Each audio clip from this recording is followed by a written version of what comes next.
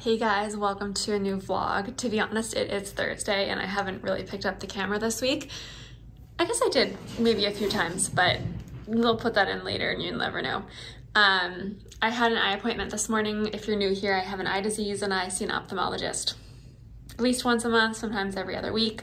So my pupils are totally dilated right now, so we're not gonna look closely. I am working with Select Blinds, hopefully on some blinds for our house, and the samples just came in, so I thought I would show you. I was originally planning to use these in the bedroom, but I'm kind of nervous as to how you would mount them. So now I'm thinking maybe we should be doing the living room and pausing on the bedroom, but let's go take a look. I ordered a ton of samples, and I guess this was the proof why you need samples, because these aren't ones that I think, that one's okay. But I don't think I would use these. Like, I didn't know that this had this like pattern on it. This one's okay. I think I knew that had a pattern, but anyways. Out of all of those, there were only 3 that I really liked. So I think this one's really cool and textured, but leaning towards the safer choice, which is white. But I think I'm going to do a little bit of research on Roman shades to see if I'd actually like these as Roman shades. And I don't really know how I'd mount them, to be completely honest with you. So I'm a little bit lost about that. So I'm going to look that up to see if it'll work, because I don't want to cover the arch on there, mostly like day to day. So, oops, let's see how you're supposed to mount these. So just for like a color comparison with the existing curtains that I put in here, these curtains will stay. I'm just gonna put these shades just to make the room even darker, but also you can see how problematic it is to have this big window right beside a closet. So these are gonna be motorized, voice activated with our Alexa Roman shades, so they can easily go down. So that's kind of what I'm thinking with regards to that. So we need to figure out how these are mounted. The other option would be to put them here below the stained glass, and it would probably be a roller blind rather than a Roman shade. I guess either would work, but basically you can see this is inset, and when we were doing the curtains, I didn't want it to be crowded with curtains inside. I decided it would look grander and better to have them mounted out. And we have this little table here, but that means at night when we close the curtains, we can't use the table. So my thought is to have blinds that we can put down, and then we don't need to close the curtains all the time. Would it be crazy to only put the Roman shades on the full window and not on here? Because if I put them on here, I'd probably have to take the shutters off, which I mean, I'm not attached to, but I'm just attached to the arch. So that's what I'm thinking about today.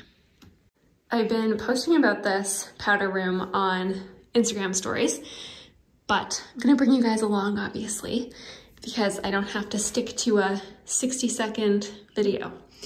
So I asked on Instagram if people thought I could paint these cabinets because they're very, very shiny, and I got a lot of feedback from other DIYers who said, yes, you just need to prime it really well.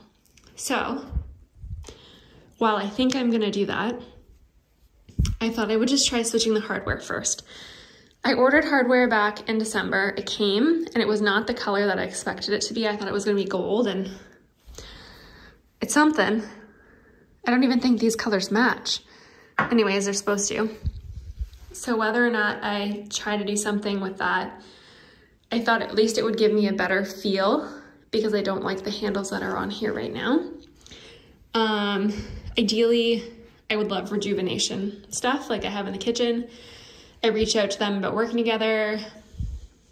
They weren't having it. So I was like, that's nice. It's really expensive. So I was trying to make this more of a budget-friendly thing. So I'm not sure what I'm gonna do about that, but I'm thinking we'll switch these out. I need to like adjust the spacing on this cabinet. It's not like IKEA. I've tried to fix it before I don't know how to do it, so that's another thing. Anyway, so I'm gonna switch out the hardware. We'll go from there. I was thinking of trimming these out, and I did order the stuff from Home Depot so we could do it this weekend. But I was thinking like my IKEA dresser, it's like the half moon trim that will just go on the edge. Let me go show you so it makes more sense. Like this. So I ordered some of that from Home Depot to pick up later today because that was what I was initially thinking, and then painting the whole cabinet. Then once that's painted and the trim's on, the knobs are finished, I need to paint the shower ceiling. Since we moved in, this has been a problem from the beginning, even when we moved in. The paint is peeling, and while there is a fan there and it does work, it just doesn't do a good enough job. So I need to put, I think like an oil-based something or other paint up there. I asked for a suggestion and that was what I was given. So I gotta fix that. And then I'm also thinking of painting the walls a slightly creamier color and adding picture frame molding like in the living room.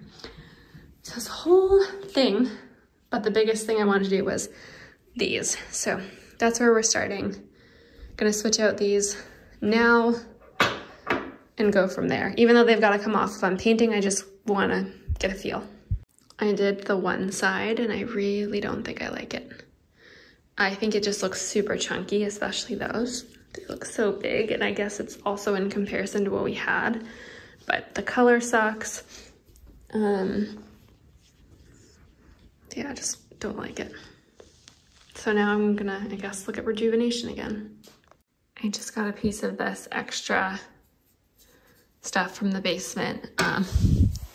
So now I'm just, you know, in my own indecision over here, if this would look good. I mean, it's so hard to tell because it's not painted, obviously. It's not gonna be wood colored. So I just can't decide. So I'm gonna try and do a mock-up and see if that helps. I'm just hanging out in the kitchen and I still have my little tree here. It still makes me very happy. But I wanted to say last night I hit 100,000 followers on Instagram, which I'm so excited about, so thankful for. Honestly, it's been such a long time coming. If you haven't followed me for that long, I used to post lifestyle content, which was baking, home stuff, clothing, like a whole range of stuff, which I still feel like I post on YouTube, but on my other platforms I don't. And I always did intend to switch to home stuff once we had a home that I was feeling good about sharing. And when we first moved in, obviously, there's a lot of things that they just don't feel like yours. You have to do a lot of work to get it to a place that feels like yours.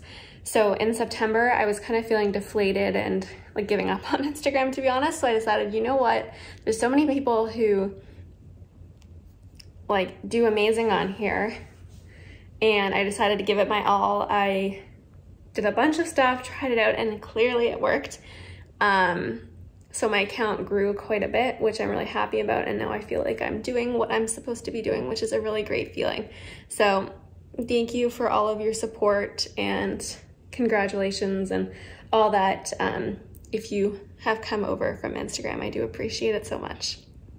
I decided, since Chris is working this weekend, that it was a Friday night was a good time to start this project. So I thought that I would show you what we are doing in here, and just show you how things are looking right now before we start. So I already showed that I switched out the knobs. I don't like these. So my thought is to put that half moon stuff along the edge, fill these bottom holes, get all new knobs that are smaller because these look too big. I need to fix this somehow, I don't know. Use a primer and paint it all.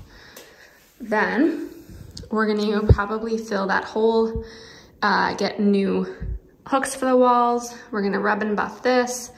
We're gonna get new art. We're gonna get a new light fixture. And what I'm going to work on right now is adding picture frame molding to the walls in here. So that is what I'm starting tonight. I've started to get a little setup out here for cutting. I brought the table, the bench thing up, got my molding here. I am gonna use the miter box. I just am not still really good at being accurate with the actual saw, so I thought that was a good idea. And I've got on my work outfit because I don't want to get my other clothes messy. I want to be comfortable, not too hot. So this is what it is. This is what we're doing today. I'm already too hot, so I might have to put shorts on, which seems ridiculous because it's very cold out today. This is where we're at so far. Chris called me, he's at work and he was in between cases, so he wanted to chat. So I couldn't video at the same time, but I had to keep muting myself so I could saw and use the nail gun and stuff. But it's looking good so far. I was kind of stuck on how to deal with the situation, but I decided that I wanted the bottom section to line up with the windowsill and line up with the cabinet, which is at the same height as the windowsill. So I think this is the best solution.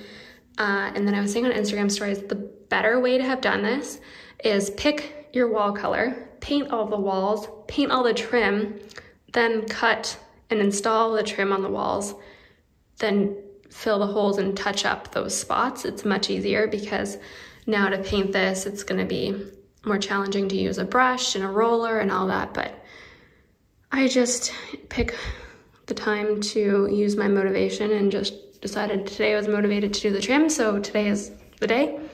And I haven't picked a paint color, so I might try leaving it the same color as it is now, but I am really thinking I'd like it a little bit warmer, so just kind of going with it. Not really sure, but that's okay. We're so close to being finished, and we are literally just gonna have the right amount, perfect amount of trim. I was scared, but I wanted to just go over this again. So when you are cutting this, if you want to do this yourself, we need to look at the ends. So you see how there's a bigger, fatter bump on this side compared to the other side. So the fatter bump you always want closer to you. This is how you want your miter box to look. And I always cut the left first. I think of the Beyonce song, to the left. So I always cut my left first. And when you get a new piece of wood, the end is gonna be square. So you need to cut your first angle, bump towards you to the left, and then I measure from this point to where I need to cut, and then I cut on the right. What is very misleading and will totally mess you up the first time you do this is that this is a scrap piece. So it looks like you have an angle ready to use, but that's wrong because the bump, here's a comparison. So this is the right one. See the bumps at the back? And then there's this one, which looks like the perfect angle, but the bump is here and this is going the wrong way. So I have all these triangles left from fixing this. Hold on. So this is what would have come off of this piece. So it would have looked like this top one before, but I need to cut the left angle, cut this triangle off to make it fit. So let me come in and show you an edge. So this one's pretty good. So you can see the big bump is always facing outwards. So if you've got a perfect square, your big bump is always on the outside edge. So that's why it wouldn't work to use that piece. So let's take both of these and I will show you. So this is the wrong one that was cut wrong, or not cut wrong, but it's a scrap. So the angle's wrong. So the reason we can't use this while you, I guess, here. The reason we can't use this is, look, the skinny side is out and the bump is facing in, so it wouldn't meet up properly, and if you actually try to put those together, it would be uneven. Let's see if I can show you that as well.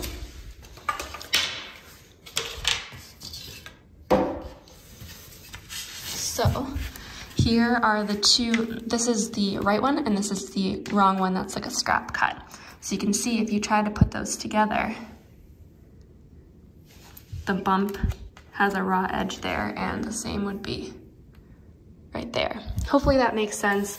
It's one of those things that just plays mind tricks on you when you do this the first time, but I thought it was worth explaining. Also, I'm so proud of this situation around the light. When I did this in the living room, I did not do that, and I think I'm gonna go back and fix it. Also, we're gonna put wood filler in all of these joints. I don't think there's a way to get them perfect. And I definitely need to put another nail in there, but really, really happy with how I did that, and now I have to go back and do that in the living room.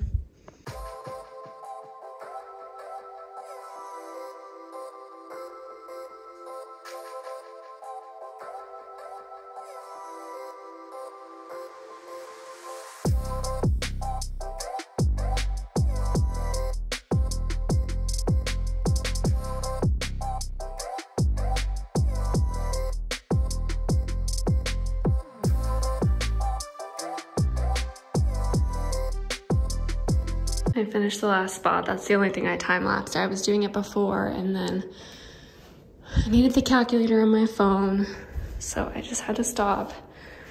But honestly, it already looks a million times better.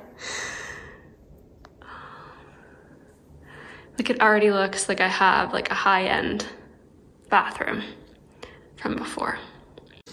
It is so chilly in Toronto today, guys. It's minus 19 Celsius and minus 31 with the wind chill. So I don't know if there's any Americans who watch me, but that is like minus 2 Fahrenheit. I don't even know what it is with the wind chill. But it's very cold. I can't remember if I told you what I did after I finished filming on Instagram last night, but I did all of the wood filler. So this is the one that I like to use. It's covered in wood filler, but it goes on pink, so you can see it, but then it dries wood colored.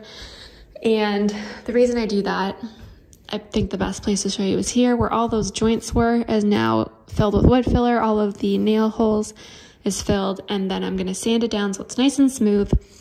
Then I'm gonna use my favorite caulking, which is this Alex Flex one for moldings, and we're gonna put it in all of these gaps. And because my house is old, all the walls are wonky and none are flat, so that's why we need to do that. It takes, I think, 30 minutes to dry, and then we can paint it. Since it's so cold out, I don't really want to go to the paint store. So since I have this wall color on hand, I'm really thinking that I might just paint the trim, at least one coat with that, and then we'll see if we want to do it creamier, but I'm trying to just do things that I can do since I'm at home without leaving. That's the thought right now. So yeah, and then maybe if we really want to avoid going out today, I have primer for this and a foam roller, which apparently is what's recommended for painting cabinets, so I might start that as well. I feel like I should probably go to the paint store, but we'll see what we can get done today. I sanded all the wood filler, I got all the caulking up, fixed a few sketchy old house wall situation things. I do have to do a little more fixing that. There's like a weird situation, almost fell, up there above the door. We're not gonna focus in on it, we're just gonna move on. So gonna let the caulking dry. It's 2, I haven't had lunch, so I'm gonna go eat some lunch. And clean up a little bit, and then hopefully I can come back and paint. And again, the sketchy wall thing I'm gonna have to fix later, so I may have to skip the section above the door. And when I fix that again, I'm gonna fix that, which has just always been here. And then there's some other little random cracks around like door and window frames that I fixed, so pretty successful. It's time for paint. I went to go get the paint from the basement, and I started to have a panic that I actually had used all of the white Dove, which is what's on the walls, but I do have a little can, so we're all good. A grandma on Instagram told me that I should be priming the wood. Possibly. I didn't do it downstairs and it was fine. The wood is very clear. There are no knots in it. So there has been no discoloration or bleeding because of that. So I think it's fine. This is the kind of unsolicited advice I get on the internet. But I guess if you were doing this and you were concerned again about it, you should prime it. I'm just using regular old paint, and I think it's gonna be just fine. And I already had it, so it's not costing me anything. The worst part about the caulking was behind here because the caulking gun just didn't fit. And I can only imagine that that's gonna be the same with painting, so I'm not thrilled about that. I don't know if I should start over there or end over there, but I do think it's going to be a mess. So maybe that's where I should end.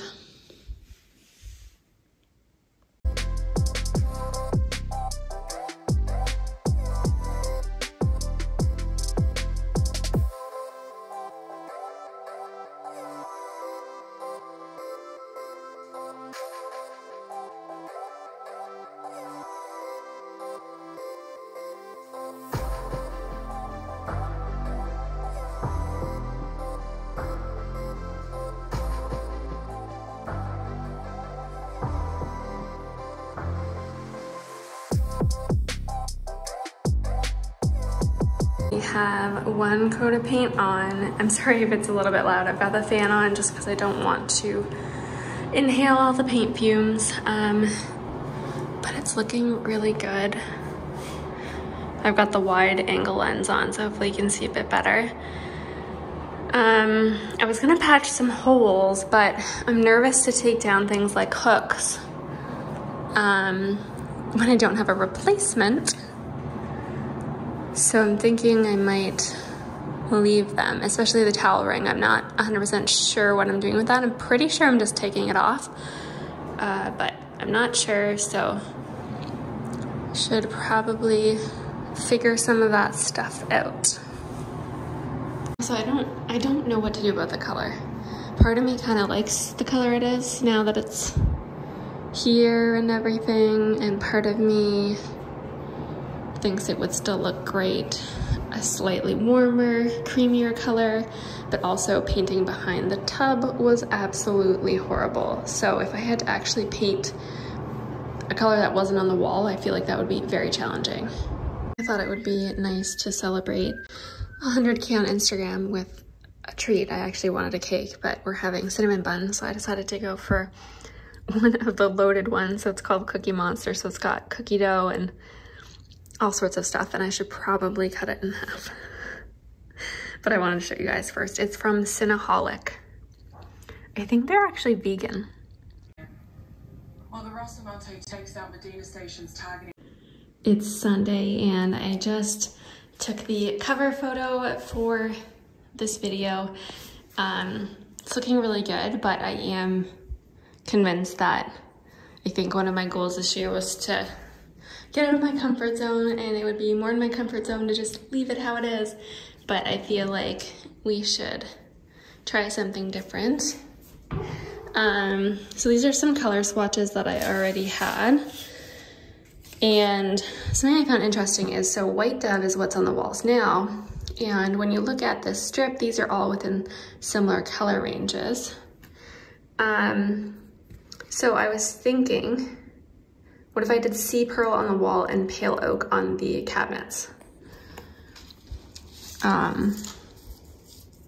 It wouldn't be that dark in reality. I think it would be lighter, and it's even showing dark on camera. I guess I could also do Dove Wing. And then I feel like Pale Oak would look good on the cabinets. I just want there to be a bit of a contrast. I don't want them to look the same. So that's what we're thinking about. But what I am thinking, once I get this video out, I do have to film a few more things because got some requests on Instagram for like more in-depth on how to cut the wood. And while I did explain a little bit that I've already filmed, I think I need to do a little bit more to help you guys. Then I'm gonna go to the paint store, and I think I'm gonna address the ceiling. So I've got to scrape it, sand it, prime it today probably, and then paint it maybe tomorrow. And I think that some caulking is needed along there. I'm not gonna paint the rest of the ceiling, so that's a little bit strange, but I think I'm just gonna put some painter's tape along there, mostly because I don't wanna paint the entire shower or the entire bathroom, and I think only the problem is with the shower, so I think it should be fine. And then I may take all of these off and prime them. I already have the primer, and that means when I go to the paint store to get the stuff for the shower roof, I can get some more chips, just to be positive, because I think it is gonna be a lot of paint. Number one, I've gotta buy the primer for the shower roof, then I've gotta buy the paint for the shower roof, then I've gotta buy the paint for the cabinets, and then I gotta buy the paint for the walls. So it's just gonna be pricey, which is not what I wanted, but it's okay. Luckily, we have a store nearby, so it's all gonna be good. I brought this down into daylight to show you a little bit better how to use this. Okay, so this is a miter box. You can, if you have a miter saw, great, use that. I have one. I prefer doing this way. Maybe for a bigger job, you'd want to use the miter saw. So this is how I have it. If you are going to use not a workbench and you're going to cut it on a table, I would recommend putting something underneath. I would probably say a cutting board and then a towel. You don't want to scratch your table, but this is just how I'm showing you. So I went over how you know how to cut it, with the big part towards you and starting on the left for the first cut and then on the right for the next cut. But I thought I better show you a little bit better. So I always cut the left first, and then from the pointiest part, the longest part, I measure from there to whatever my measurement is, mark there, and that little mark is where you line up with your right cut over here. Hopefully that makes sense. I think it's one of those things you honestly just need to try and buy extra pieces if you are doing this for the first time, because you're definitely gonna make mistakes. And then what I do when I'm cutting is you wanna make sure it's flat and you wanna make sure it's right towards the back. So I usually use one of my hands to hold it down. So I'm pressing down, I'm pulling it in, and then with the other hand I cut. Normally it looks awkward positions, but that's what you wanna do, and you wanna put your saw in this guideline. If you push the saw down too much, you will drag on the table on either sides. So you just want to try and make sure that your saw is level the whole time. So like this, not like this, not like this. You'll get the hang of it, but I just want to mention that so that you're not ruining your table if you don't have a workbench. Sometimes I do this on the floor as well, and I have done it on the floor. You just end up with a not great back. So hopefully that helps a little bit more on how to do this, but like I said, you're gonna make mistakes. So cut some extra pieces just to be sure. Let's quickly go over the brad nailer. I think this is the most useful DIYer tool you could have. This is my father-in-law's. I do need to get my own, but he is lending this to me for now, even though he misses it.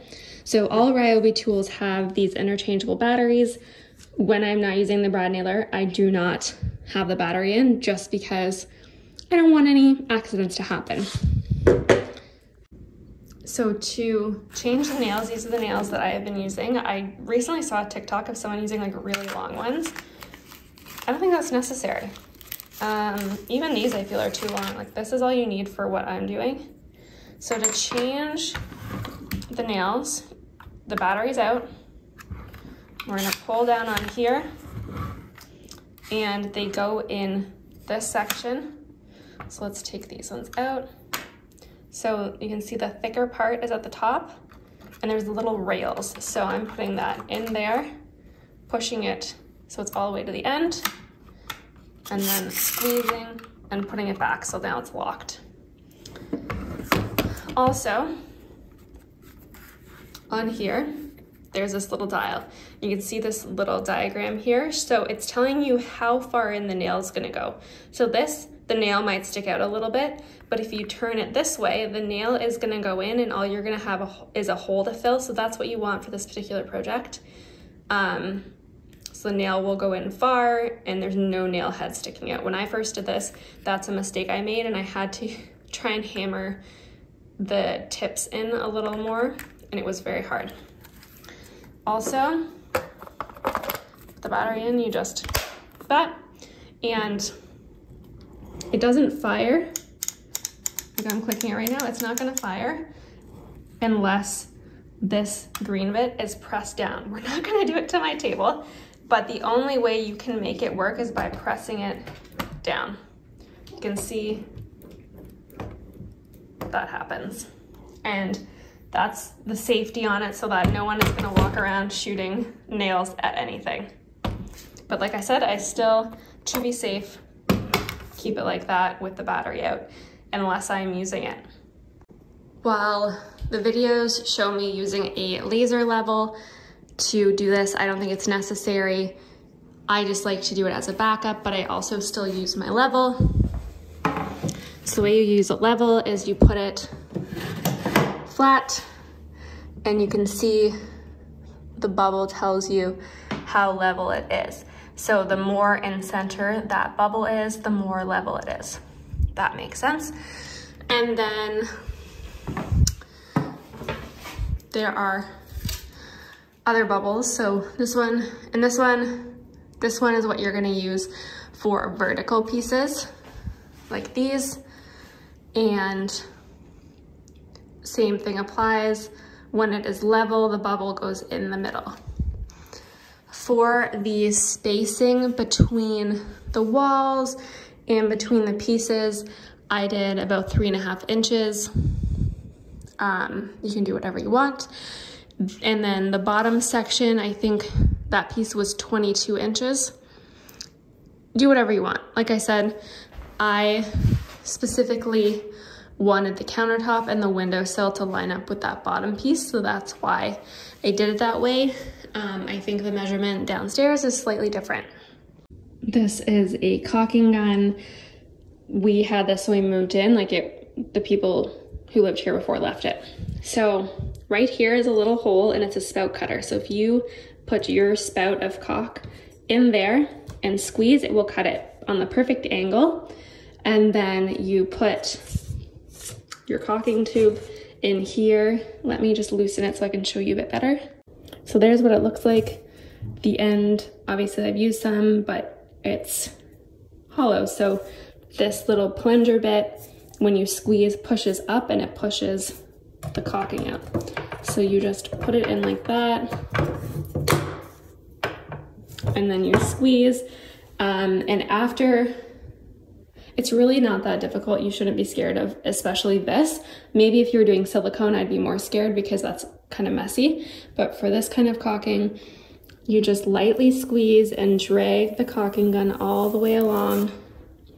And then when you get to the end, and if you're not gonna go up and you just wanna do that one part, I always release this so that it's not gonna keep shooting out caulking.